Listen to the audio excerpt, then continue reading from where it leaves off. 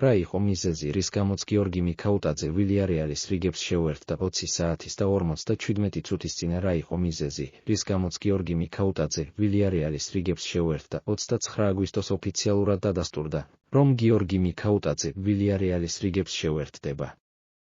მიუხედავად იმისა, რომ ლიონს მთავარი ლიდერის გაშვება არ სურდა, ტრანსფერი მაინც შედგა. ისმის კითხვა, თუ რა იყო ამ გადაწყვეტილების მთავარი მიზეზი, რის შედეგადაც ფრანგები მთავარი კაცის გარეშე დარჩნენ.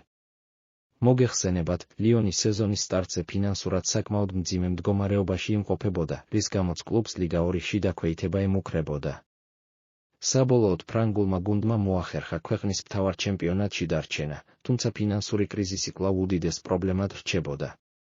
აღნიშნულ საკითხზე პრესკონფერენციაზე პაოლო ფონსეკამ, ლიონის მწვრთნელმა, ყურადღება არაერთხელ გაამახვილა და პრობლემის მოგვარების ერთ-ერთ გზად გუნდის ლიდერის სარფიან ფასად გაშვებას ასახელებდა. საბოლოო ჯამში ეს ასეც მოხდა, შექმნილი სიტუაციით ვილიარეალმა უმალვე ისარგებლა და ლიგა 1-ის გუნდს ოფიციალური შეთავაზება წარუდგინა.